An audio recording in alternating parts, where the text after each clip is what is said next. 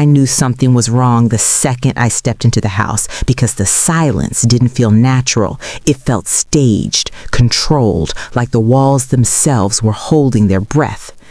I called Jackson's name once, casually at first, expecting the usual sound of his voice drifting down from his office, but nothing answered me except the faint hum of running water upstairs. It wasn't the quick rush of someone washing their hands. It was steady, constant, deliberate, and beneath it, almost hidden, I heard whispering. 2 voices, low, intimate. My stomach tightened, but I didn't freeze. I moved, slowly, quietly, up the stairs, the air growing warmer with every step until I reached the hallway and saw steam slipping out from the crack beneath our bedroom door. For half a second, my hand hovered over the knob, not in confusion, not in doubt, in recognition. Some part of me already understood what I was about to see. I pushed the door open. The room felt thick, humid, almost suffocating. The bathroom light cut through the steam in a hazy glow, and there, inside the bathtub we had chosen together 8 years ago, were 2 bodies pressed together in a way that erased any possibility of misunderstanding. Jackson and Caroline. Water spilled over the edge of the tub and onto the tile in careless waves, dripping onto the floor in a slow, rhythmic pattern. Caroline turned first. Her eyes widened, her mouth parted, panic spreading across her face. Jackson looked up next, and what I saw there wasn't guilt. It wasn't shock. It was annoyance, as if I had interrupted something he believed he was entitled to. That expression hurt more than the betrayal itself. For a moment, the world seemed to pause around us, steam curling against the ceiling, water continuing to run, their breathing uneven and exposed. Then my eyes dropped to the floor and landed on something that shattered whatever illusion I had left. Our white, monogrammed wedding towel lay soaked and crumpled near the tub, J and J stitched carefully in silver thread, a gift from my mother 6 months after our wedding, something that once symbolized permanence and partnership. Now it looked discarded, drowned, meaningless. Something inside me shifted, but it wasn't hysteria, it wasn't heartbreak, it was clarity. I didn't scream, I didn't ask why. I stepped forward calmly, reached for the bathroom door, and when Jackson finally found his voice and said my name, I closed the door without looking at him. I turned the lock from the outside, the small metallic click echoing louder than any shout could have. Caroline's voice trembled from inside, asking what I was doing, but I stared straight ahead, steady, detached, and more certain than I had ever been in my life. "You two," I said evenly, my voice cold and razor sharp, "stay exactly where you are." And then I pulled out my phone. If you've stayed with me all the way to this moment, then please like this video and leave a sweet little comment. And if you haven't subscribed to the channel yet, make sure you do it now. We share amazing stories like this every single day. Looking back, the betrayal didn't begin in that bathtub. It began in smaller moments I chose not to examine too closely, moments that brushed against my instincts but never stayed long enough for me to confront them. The first was almost laughably ordinary. One morning at breakfast, Jackson's phone lit up beside his coffee mug. I wasn't even trying to look. The screen flashed with a notification preview, and before I could register the name, he flipped the phone face down with a speed that didn't match his usual relaxed movements. It wasn't panic, it was practiced. He smiled at me immediately after, tight-lipped and quick. "Work," he said before I asked. I nodded because I had no reason not to believe him. We had always shared passwords, calendars, routines. We were the couple who didn't hide things. That morning, I told myself I respected his privacy. What I really did was silence a question that wanted to grow. A few days later, the second moment arrived, quieter but harder to dismiss. He came out of the bathroom in workout clothes, hair slightly damp, grabbing his keys. "Quick shower, running late for the gym," he said casually. I went in a minute later to grab my face cream and stopped at the doorway.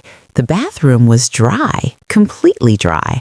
The mirror wasn't fogged, the tiles weren't warm, the air didn't carry the faint scent of soap or steam. It felt untouched. I stood there longer than necessary, staring at the shower handle as if it might explain itself. When he kissed me goodbye that morning, I didn't mention it. I told myself maybe he had turned on the fan, maybe he'd wiped everything down, maybe I was overanalyzing something harmless. Instead of asking, I adjusted my understanding of reality to protect him. The third crack was harder to reshape. It happened at a backyard dinner at Caroline and Lincoln's house. The grill smoked softly in the background. The kids ran through the yard with water balloons. It looked like every other summer evening we'd shared. Caroline walked toward us with that bright, effortless smile she wore so easily. She hugged Jackson first. That wasn't unusual. What was unusual was the length of it. Her hands lingered at his shoulders a second too long. When she laughed at something he said, her fingers brushed his arm and didn't immediately fall away. It was subtle enough to dismiss, but visible enough to notice. When she turned to hug me, her smile didn't quite reach her eyes. Jackson stepped back from her, but not quickly, not surprised, not uncomfortable. Familiar. That was the word that lodged itself in my chest. Familiar. After that night, something shifted between us at home. It wasn't dramatic. It was distance measured in inches. He kissed my cheek instead of my lips. He sat beside me on the couch, but angled his body slightly away. Conversations shortened. Answers became efficient. He was present physically, but his attention felt elsewhere, like he was living two versions of his day and rationing his energy between them. I told myself marriages went through phases. I told myself routine could feel dull sometimes. I told myself love didn't always have to look passionate to be stable. What I didn't tell myself was that stability shouldn't feel like absence. The final warning came at night. I would wake up to the faint glow of his phone illuminating the dark bedroom. He'd tilt the screen away instinctively if I stirred. Sometimes he'd slide out of bed and walk into the hallway, whispering just beyond the doorframe. When I asked who it was, he said clients in different time zones, co-workers dealing with deadlines, harmless explanations delivered with calm certainty. I believed him because believing him required less courage than confronting the possibility that I was being quietly replaced. Each moment on its own could be explained. Together, they formed a pattern I refused to connect. I wasn't blind, I was loyal. I wasn't unaware, I was hopeful. And in every instance where truth knocked gently at the door, I chose not to answer it. I chose to protect the version of my life that felt safe instead of investigating the version that felt threatened. I chose trust. They chose strategy. I stood at the bottom of the stairs for exactly 3 seconds after locking them in. 3 seconds to let the shock settle. 3 seconds to understand that whatever I did next would define the rest of my life. I didn't pace. I didn't cry. I opened my contacts and pressed Lincoln's name. He answered on the second ring. "Hey, you need to come to my house. Now." A pause. "Is everything okay?" "No." Another pause, longer this time. He heard it in my voice. "I'm on my way." I ended the call before my composure could crack, even though it hadn't yet. My hands were steady, my breathing even. Upstairs, I could hear movement in the tub, water shifting, low, urgent whispers. They still believed they had time. Jackson's phone was on the nightstand, exactly where he had left it, careless, confident. It almost felt insulting. I picked it up. The screen lit immediately. No password prompt, no hesitation. It opened as if it had been waiting for me. The first thing I saw was a message thread pinned at the top. Caroline. My thumb hovered for a second, not because I was afraid, but because I understood that once I opened it, there would be no version of ignorance left to protect me. I tapped. The messages didn't begin dramatically. They were ordinary, logistics, timing, harmless on the surface. Then they sharpened. He leaves for work at 8. You can come around 8:30. A timestamp from months ago. I scrolled. Use the garage code. The kids won't hear the front door. Another scroll. Delete our thread from your side too. My chest tightened, but not in panic, in recognition. I kept going. I miss you. Last night wasn't long enough. We have to be smarter. The rhythm of it was consistent, practiced. This wasn't impulsive. It was structured. Then the tone shifted. Once this becomes official, we'll need to move things carefully. Start small. Crypto is safest. She doesn't check those accounts. My eyes stopped moving for a moment. I read that line twice. She doesn't check. Not because she's unaware, not because she's incapable, because she trusts. I scrolled higher, further back in time. The timeline stretched longer than I expected. Not weeks, not a couple of careless months, almost a year. It went back to a dinner party at our house, a night I remembered clearly. I had gone to bed early with a headache. Jackson had volunteered to walk Caroline home across the street. The next message after that date read, "I can't stop thinking about tonight." My throat felt dry, but my thoughts were clear. This wasn't an accident. It wasn't emotional weakness. It was a decision made repeatedly, deliberately. Upstairs, something clattered loudly. Caroline's voice rose in panic. Jackson hissed something I couldn't make out. They still thought the door was the problem. I kept scrolling. We can't rush it. Lincoln would notice. We need a plan. Then the financial details grew more explicit. I'll start transferring small amounts, nothing noticeable. We'll say it's market losses. And once she's gone, the message cut off there in the preview. I opened it fully. Once she's gone, we'll finally be free. The words didn't hit me like a punch. They hit me like confirmation, not just of betrayal, but of intention. I wasn't collateral damage. I was an obstacle in a long-term strategy. She's gone. Not divorced, not separated, gone. My mind ran through every shared account, every joint investment, every vacation we postponed for later. They weren't building a future, they were calculating an exit. I exhaled slowly and locked the screen for a moment, letting the silence stretch. Upstairs, their voices had shifted from whispering to arguing. "This is your fault," Caroline snapped faintly through the floorboards. Jackson shot back. "You said she wouldn't come home. I didn't expect her to forget paperwork." The irony almost made me laugh. I opened the phone again and scrolled to the very beginning of their thread. The first message wasn't seductive. It was cautious. "Are you sure?" Her reply had been simple. "Yes." That was it. That was the line that separated loyalty from betrayal. A choice. Not heat. Not confusion. Choice. The doorbell rang. Lincoln. I placed Jackson's phone in my hand, not hiding it, not afraid of it. Upstairs, the water was finally off. Their voices were lower now, tense, calculating. They still thought they could talk their way out of this. I walked toward the front door with steady steps, knowing something they didn't. This wasn't just exposure, it was evidence, and evidence changes everything. When I opened the door, Lincoln was still in his work uniform, hair slightly out of place, like he had left in a hurry. He didn't smile.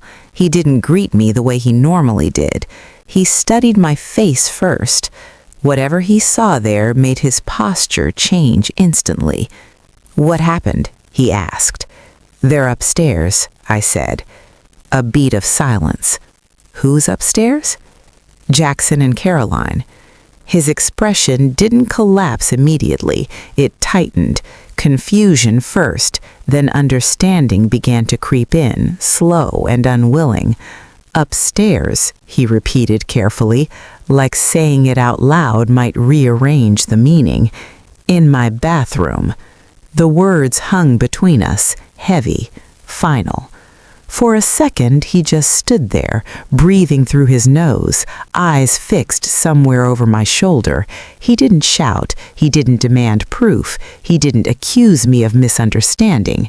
He believed me. "How long?" he asked quietly. I handed him Jackson's phone. He looked down at the screen like it might explode in his hands. I had already opened the message thread. He didn't need instructions. His thumb moved slowly at first, scrolling through the early messages. His jaw tightened with each swipe. "Garage code," he muttered under his breath. Another scroll. "Crypto." Another. His breathing changed. "They planned this," he said, not to me, not to himself, but to the space in front of him. Yes. He stopped at the line I had stopped at. "Once she's gone, we'll finally be free." I watched his face harden in real time, not break, harden. The grief didn't explode outward. It folded inward and settled into something steadier. "She's gone," he repeated quietly. "That's what I am to her?" His hands didn't shake. Mine didn't either. "I think," I said evenly, "we're both just obstacles in their version of freedom." Silence filled the entryway again, but it was different now. It wasn't shock, it was calculation. Upstairs, Caroline's voice rose briefly, sharp and frantic. Jackson responded in a lower tone, irritated even now. They were arguing about logistics, not about remorse, about being caught, not about what they had done. Lincoln looked at me one more time before stepping toward the staircase. "Are you ready?" he asked. I didn't hesitate. "Yes." We walked upstairs together, not as two people drowning in betrayal, but as two people who had just been handed clarity. The shock had already passed. What remained was focus. Upstairs, two marriages were unraveling behind a locked door. Downstairs, something else had formed. Not revenge, not drama, an alliance. By the time Lincoln and I reached the top of the stairs, the energy behind the bathroom door had shifted completely. The water was off, towels rustled, cabinets opened and slammed shut. Their voices were no longer hushed and intimate. They were sharp, defensive, fractured. "This is your fault," Caroline snapped, her voice trembling but loud enough to carry through the wood. "You said she never comes home at lunch." "I didn't expect her to forget paperwork," Jackson shot back. "You're the one who pushed today." "Because you said you were tired of sneaking around." "Lower your voice." There it was. Not regret, not guilt. Strategy collapsing in real time. Lincoln's jaw tightened beside me, but he didn't move toward the door. He didn't shout. He let them keep talking. "Do you realize what you've done?" Caroline hissed. "If she checks the accounts—" "She won't," Jackson cut in sharply. "She never looks that closely." My eyes met Lincoln's for half a second. He had heard it too. The money. "We moved too fast," Caroline continued, panic threading through her words. "You said we had months." "We did have months," Jackson replied, his tone lowering, calculated even now. "We had a plan." A plan. The word hung heavy in the hallway. Lincoln exhaled slowly through his nose. "They're not even ashamed," he muttered under his breath. Inside, something scraped against the tile. Caroline's voice cracked again. "What are we going to say?" Jackson answered immediately. "We stick to the story. It was a mistake. It just started. We panicked." "Just started?" she whispered harshly. "It's been almost a year." Silence. Then quieter, more urgent. "If she hadn't come home today, we'd still be fine." Those words slid under my skin colder than anything else. If she hadn't come home. Not if we hadn't done this, not if we had made better choices. If she hadn't come home. Lincoln looked at me again, anger flashing through his eyes now, but controlled. He leaned slightly closer to the door. "We need to hear all of it," he said quietly. I reached into my back pocket and pulled out my phone. My movements were calm, deliberate. I opened the voice memo app and pressed record. The red dot blinked silently on the screen. I held the phone near the crack between the door and the frame. Inside, the panic was escalating. "You promised me this would work," Caroline said, her voice breaking. "You said once the transfers were done, once everything was moved, we'd be clear." I said we had to do it gradually, small amounts, not enough to trigger anything. And what if she checks now? What if Lincoln checks? They won't, Jackson insisted. They trust us. Trust. The irony almost felt theatrical. Lincoln's hands clenched at his sides, but he remained silent. We should have waited, Caroline said. We should have waited until it was official. It was going to be official, Jackson snapped. That was the whole point. So what now? She demanded. A pause. Now we manage the fallout, he answered, voice dropping into that familiar controlled cadence I had heard in business meetings. We apologize. We say it got out of hand. We keep it emotional. No details. And the money? Another pause. We deny everything. The audacity of it was almost impressive. You moved it, Caroline pressed. You moved the crypto. Only small amounts, not enough for her to notice unless she goes digging. And if she does? She won't, he repeated, but this time there was less certainty in his voice. Lincoln leaned closer to me and whispered, They're more afraid of the money than the marriage. He was right. Inside, Caroline's voice cracked again. You said once she's gone, we'll finally be free. I meant divorced, Jackson shot back quickly. That's what I meant. Gone is what you said. Gone. The word felt different now, heavier. We could have finished the plan, Caroline continued, desperation creeping in. We were so close if she hadn't come home. There's no point saying that now, Jackson interrupted sharply. Focus. We need to align our story. Align our story. Every sentence tightened the net around them. I glanced down at my phone. The recording was clear, every word crisp, every confession intact. Lincoln straightened slightly and spoke loud enough to carry through the door. You don't need to align anything, he said evenly. We heard you. Silence fell instantly inside, complete, absolute. Then a sharp intake of breath. Lincoln? Caroline's voice was small now. Jackson tried to recover. Let's just open the door and talk like adults.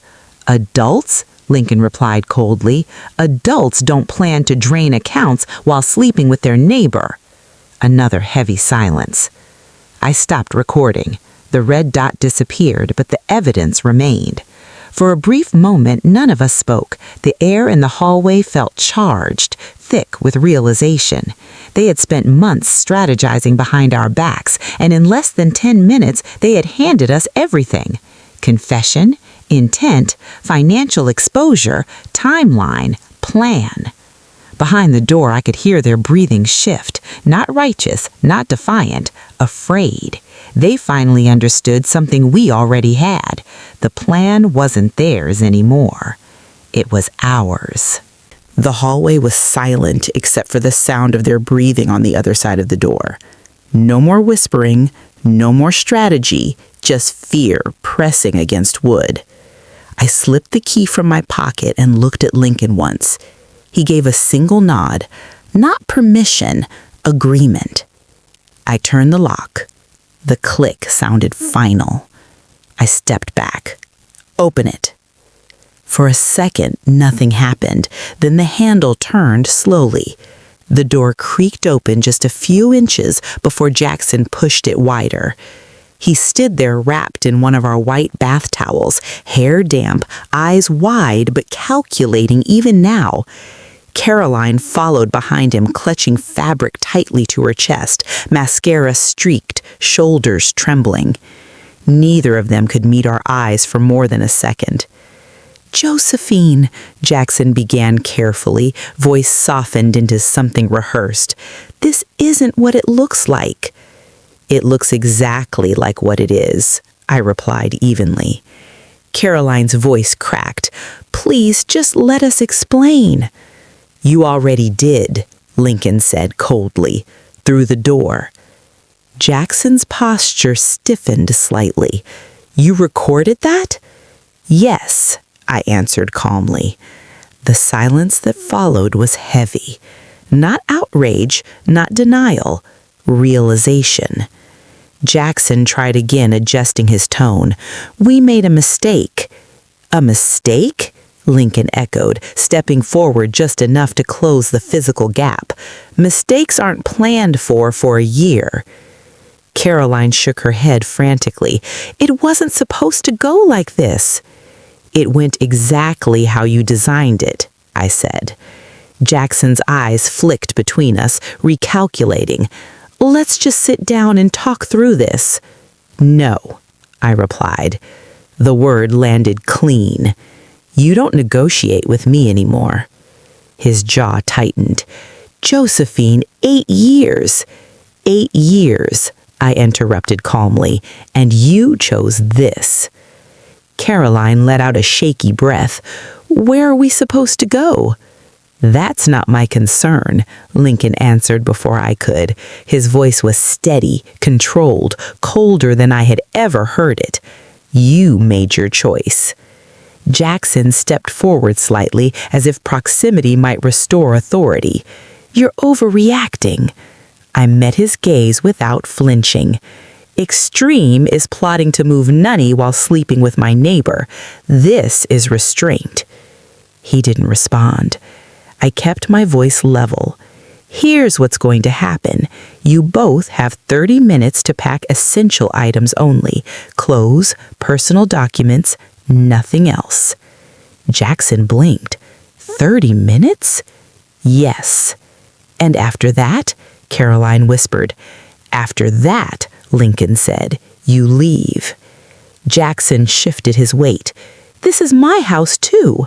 "For now," I replied. "Tomorrow you may return for additional items with a police escort or a neutral third party present. You will not step inside alone." His face changed at that. The confidence cracked. "You'd really call the police?" he asked quietly. "If necessary," I said. Caroline's breathing grew uneven again. "Lincoln, please." He didn't look at her. "You have 30 minutes. No raised voices, no dramatic threats, just rules." Jackson opened his mouth as if to argue further, then closed it. He understood something now. The dynamic had shifted. The control he assumed he had was gone. He turned toward the bedroom slowly. Caroline followed, shoulders hunched, avoiding my eyes. As they moved past us, dripping water onto the hardwood floor, I didn't feel triumph. I felt steadiness.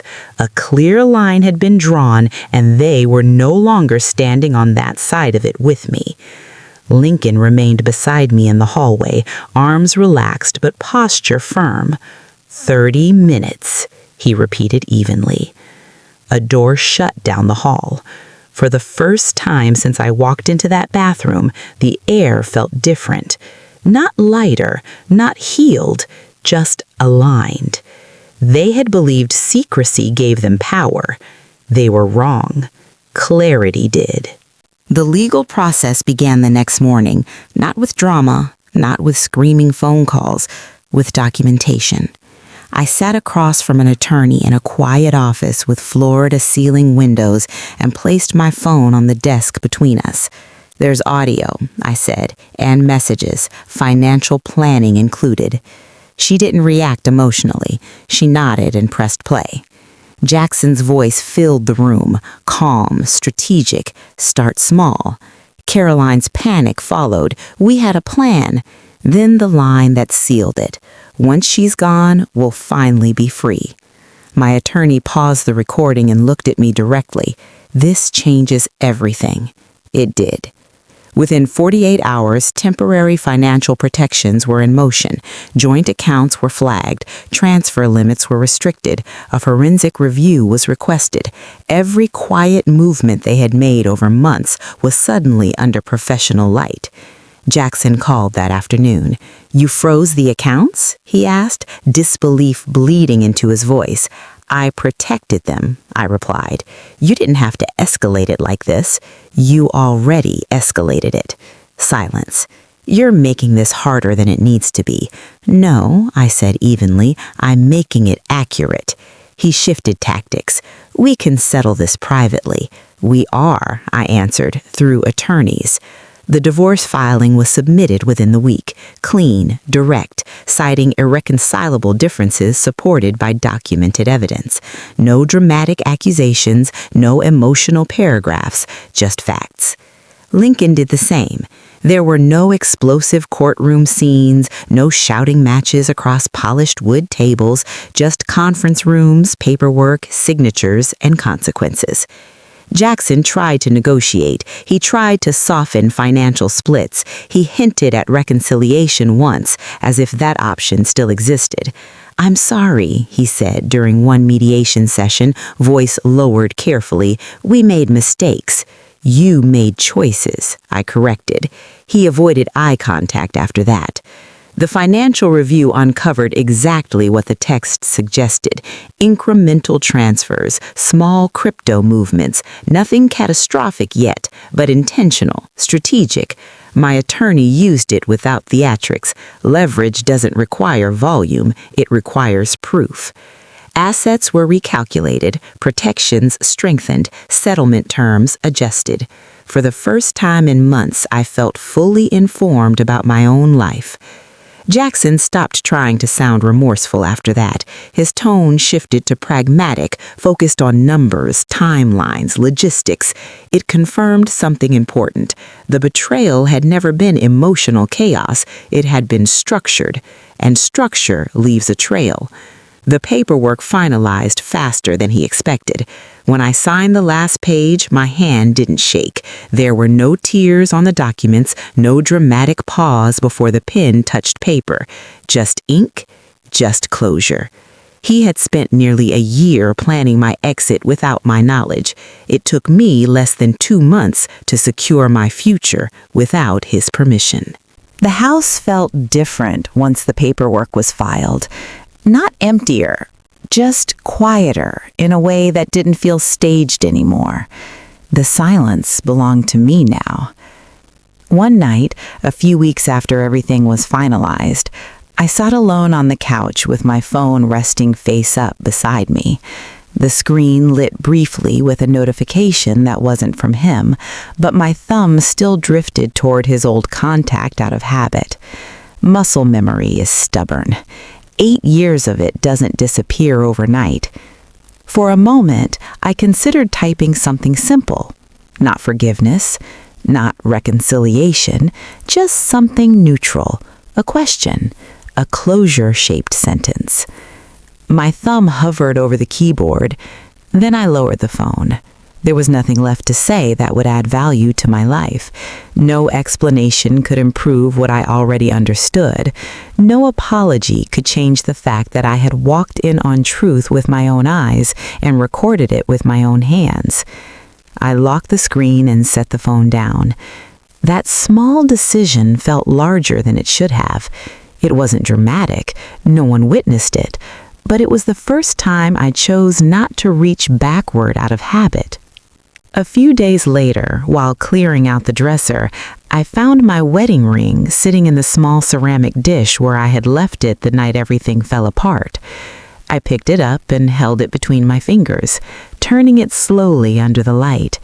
It was still beautiful, still polished, still intact, but it no longer represented reality.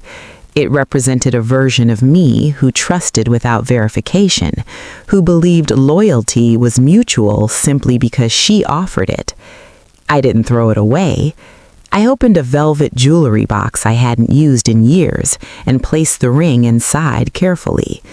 No anger, no ceremony. I closed the lid and slid the box to the back of my closet.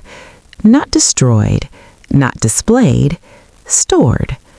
That moment wasn't about heartbreak. It was about identity, about separating who I had been from who I was becoming. The betrayal had forced clarity, but this part, this quiet reclaiming of space and choice, was mine. No audience, no confrontation, just a steady understanding settling into place. I was no longer reacting. I was rebuilding. Almost a year later, I saw him again. It was a Tuesday afternoon at the grocery store. I was standing near the produce section comparing 2 cartons of strawberries when I felt that subtle awareness of being watched. I looked up, and there he was. Jackson. A cart half full, shirt slightly wrinkled. He looked older, not dramatically, just worn in places I hadn't noticed before. The confidence he used to carry so effortlessly seemed thinner now. He froze when our eyes met. For a moment, neither of us moved. No music swelled, no dramatic tension filled the aisle, just fluorescent lights and the quiet hum of refrigeration units. "Josephine," he said finally, walking a little closer but not too close. His voice was softer than I remembered. "Jackson?" He swallowed once. "I've been meaning to say, I'm sorry." The words hung there between the oranges and the apples. Simple, clean, late. I studied him, not searching for sincerity, not looking for regret, just observing. I didn't feel the old anger. I didn't feel sadness either. What I felt was distance, the kind that forms when you've already rebuilt your foundation somewhere else. "I know," I replied calmly. He blinked, slightly confused by the answer. "You know?" "I know," I repeated, not because he had told me before, but because his apology no longer held power over me.